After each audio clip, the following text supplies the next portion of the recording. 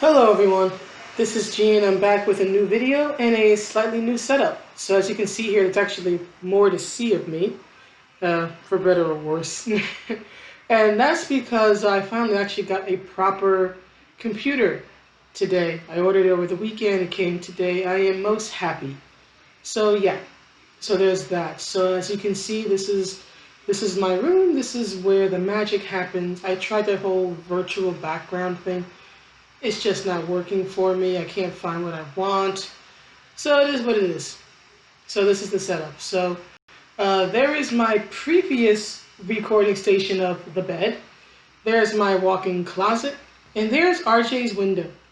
You might see him from time to time hop up there, especially when the blinds aren't pulled, because he likes to look outside. So on occasion you might see him back there, or you might see him over here if he happens to pass me by. So, excuse me. So I'd like to welcome you all, as always, back to the videos. Thank you all so much for your subscriptions and for watching all this time. So I wanted to discuss something, another film actually, that was brought up by Lloyd. I'm going to call him Lloyd L. Right, so Lloyd was the one who suggested Gone with the Wind, and I did a video on that.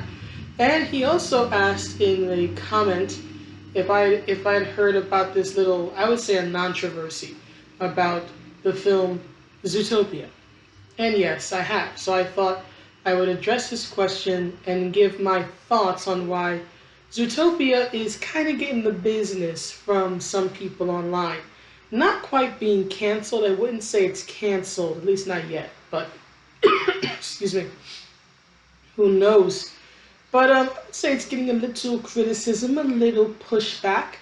I just wanted to give my thoughts as to why. So first of all, thank you to Lloyd for the comment.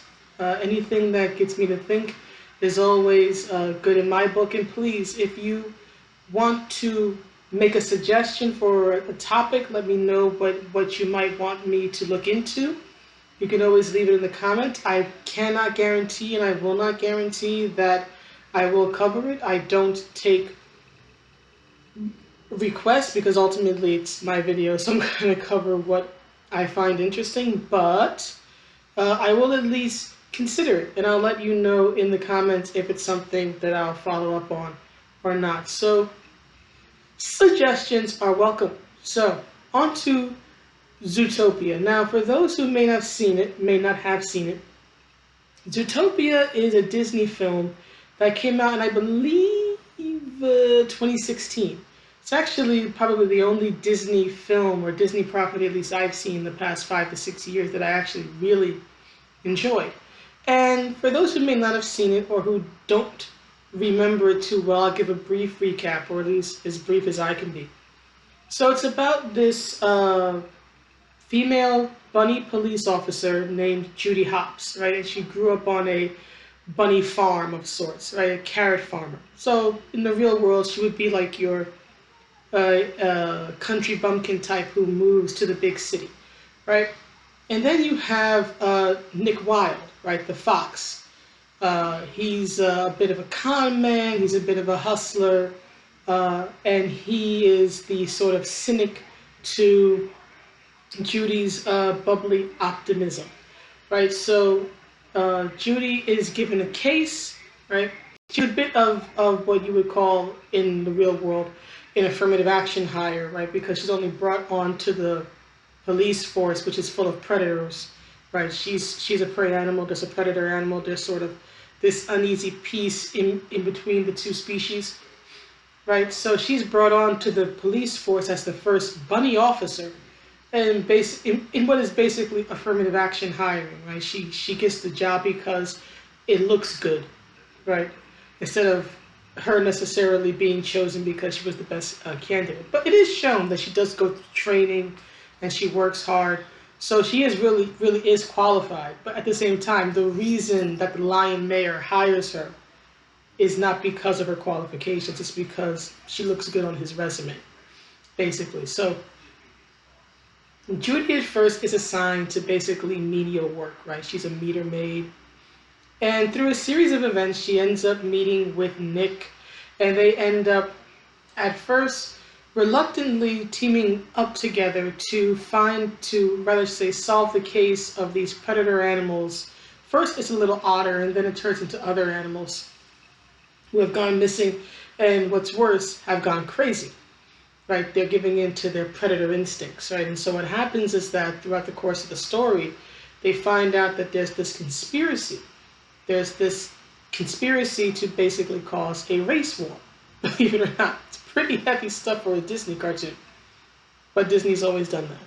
But basically, there is someone, I'll just say, within the government, right, who wants to create a race war, who wants to introduce these fear, right, and disrupt the very uneasy peace that exists between the predators and the prey. And they do this by creating I guess you could say a drug or a serum, that if a predator animal takes it, it drives them crazy, and it just drives them into like a frothing madness. All they want to do is just give in to their instincts. It's like, you've ever seen Beastars, and you know of, what's his name? Legoshi? Or Lagos, the wolf, right? The lead wolf character, right? That's sort of like bloodlust that he goes into when his own prey instincts take over. It's like that, right? So Nick and Judy team up, and they solve the case, right? And then there's a very sweet surprise at the end, right? But let's just say Nick takes an unexpected career path, especially for someone with his background and his very cynical view of the world. So that's pretty much the film without giving too much away. Now, here's the thing, right? The film does reveal a lot of truths, right, about human nature and human society. And I think that the people who are online who are mentioning that, hey, you know, it talks about race wars and it talks about the uneasy peace between peoples and whatnot, that part's true. The film does not shy away from any of that.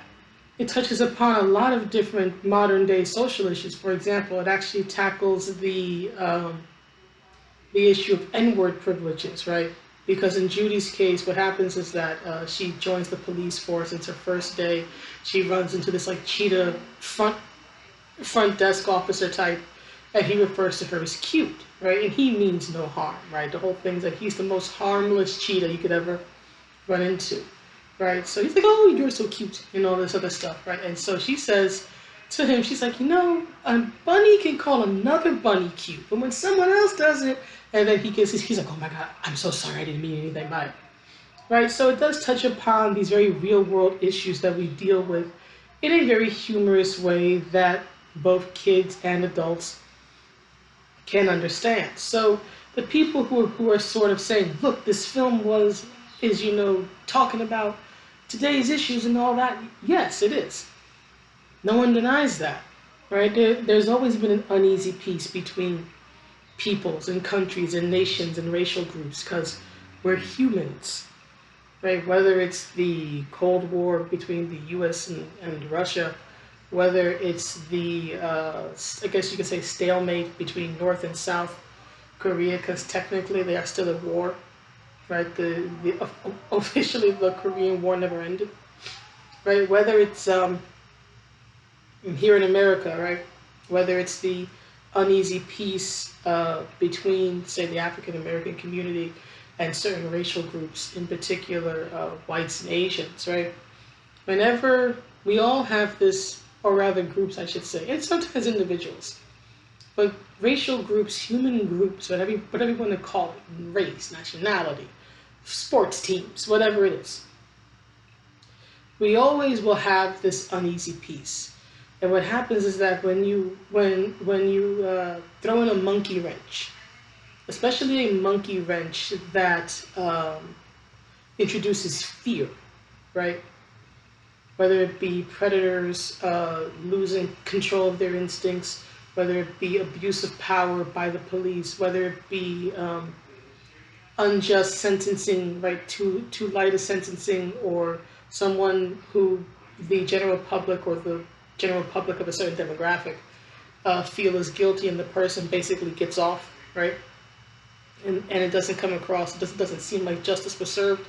Whenever you introduce an element, looting, rioting, right, that introduces fear, right, sadly, that will bring out the worst in humanity. That will bring out the dark side of many, many, many people, and it will show us all in stark relief, as we're seeing, that we have been seeing for many, many, many years, going back decades, right? Again, as I've mentioned in several videos, the LA riots, right? Whenever you have this fear element introduced into a very uneasy piece, a very tenuous situation, you will see just how tenuous and just how uneasy this supposed peace really was. It's as Nick says in the film, right? You came here thinking that everybody gets along, it's just kumbaya, but it doesn't work that way. And that's true. Here's the issue I take, though. So many people are either championing this film, right, because it does talk about that element of humanity. But there are also people, in my opinion, who are only just taking just this one side of the film, right?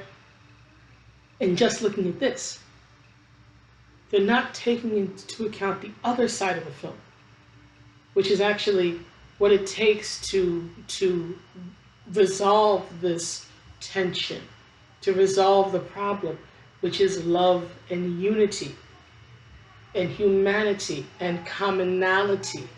Because here's the thing, at least to my perspective, from my point of view, what that movie really highlighted for me was that while Nick and Judy, right, have so many things that bring them into conflict, so many things that are different, right, in a clash, right?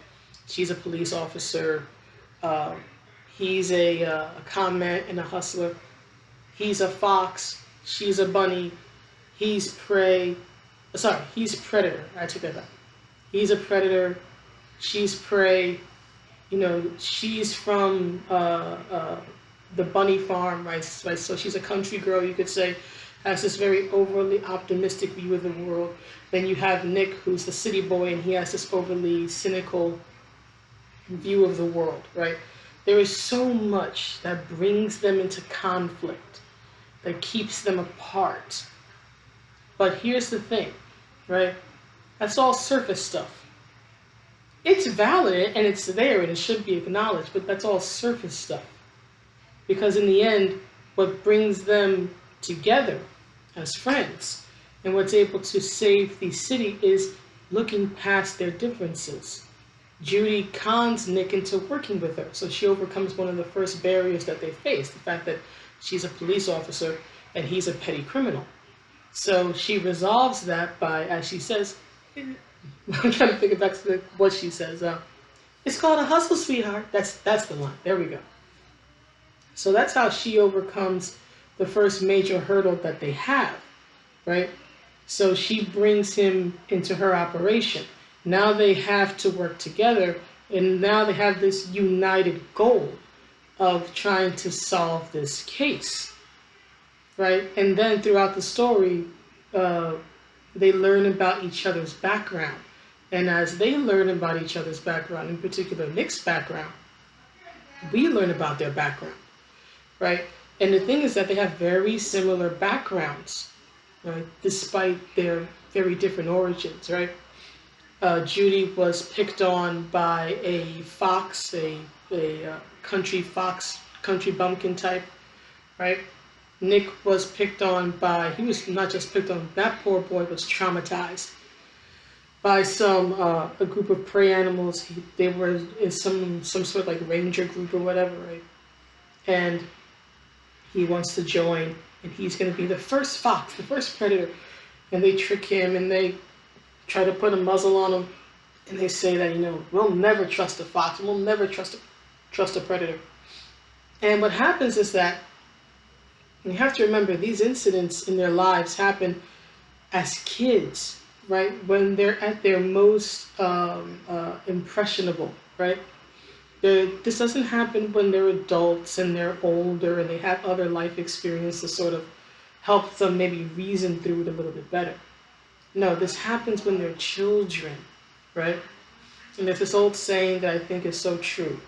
Uh, the child is the father of the man, right? Meaning that what you experience as a kid is going to stay with you and in part create the adult that you become, right? So both of them have this very valid reason for fearing the other, a reason that was brought about in childhood, and it's not some sort of boogeyman in the night. It's not something that they were taught by other people.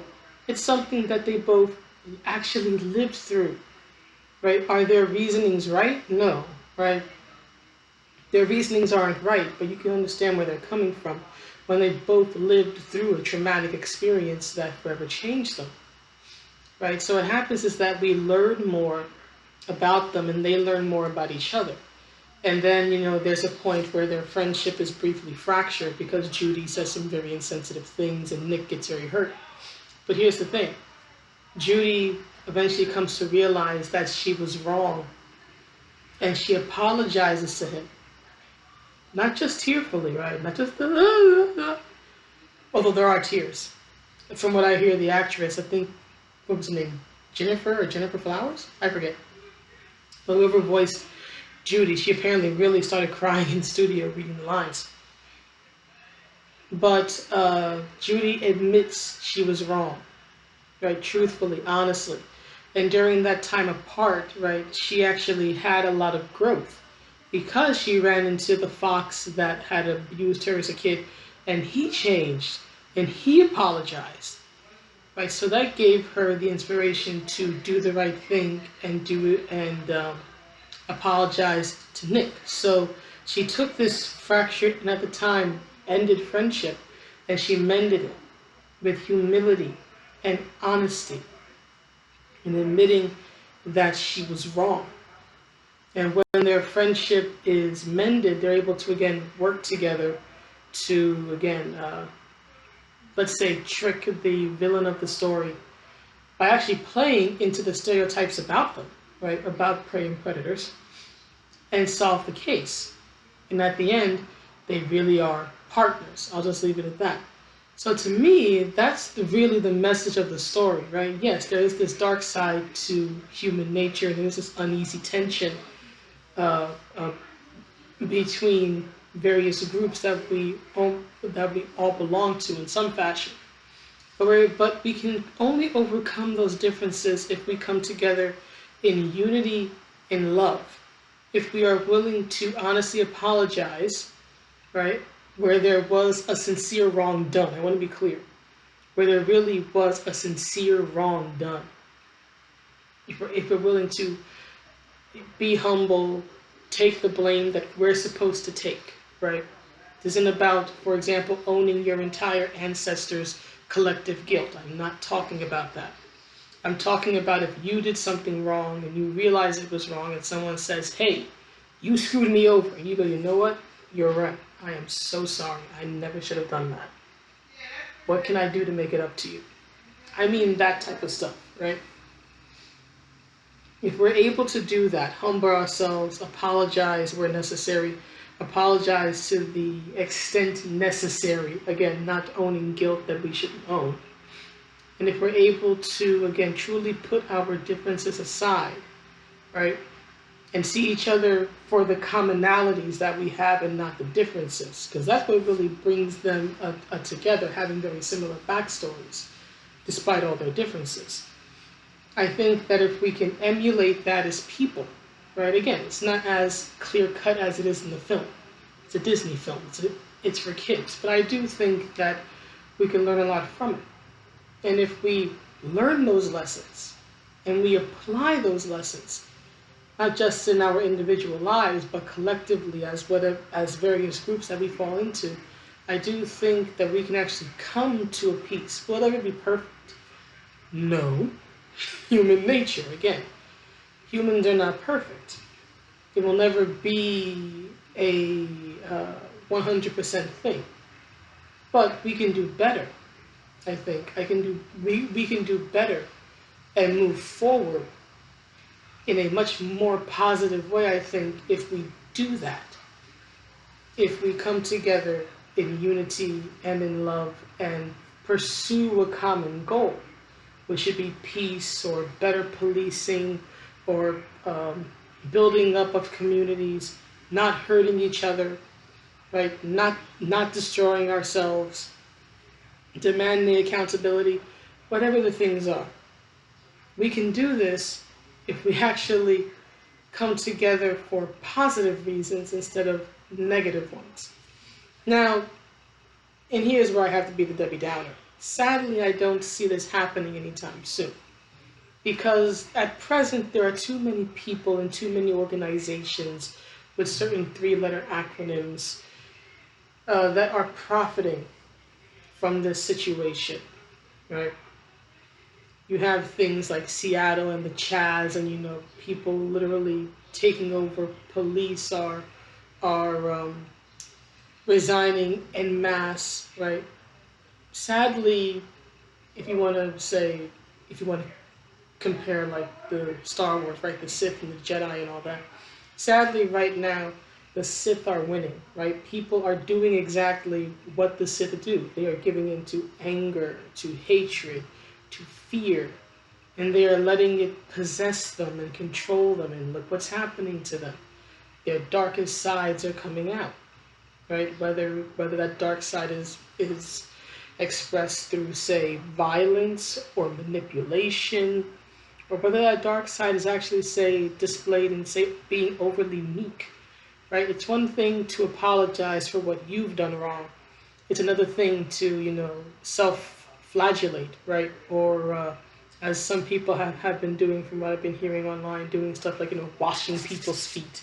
And no, that was not an act of humility. People are not imitating Jesus in this regard, right? They're trying to atone for something that they never personally took part in, right? And the people who are sitting there, getting their toesies done, right, getting their feet washed, are just taking advantage of the situation for a fleeting moment of power. Yes, you've got someone on their knees. They're literally scrubbing your feet, and you're not even paying them for it. Well, look at you. Ain't you a big man? So strong. So strong. I've heard it said that strong people pull people up instead of put them down. And I believe that. But sadly, we're not going to be seeing too much of that right now. Because again, too many people are giving in to their Sith side, to their dark side. And too many people of that sort who are giving in to those darker impulses are taking advantage of the situation. So sadly, it's going to be very chaotic. And I can't tell you, I can't see into the future. I can't tell you when that's going to end and when reason and love and unity and the Jedi, I guess you could say, are going to prevail. I guess we'll just have to wait and see. But all I can do is, as one person talking to a webcam with a small audience of a little over 300, I think it's around 320 now. I think the best I can do is just to ask you guys individually to, if you've got to choose between your Jedi side and your Sith side, try to choose the Jedi side a little more often than the Sith in you. That's the best thing I can say, right?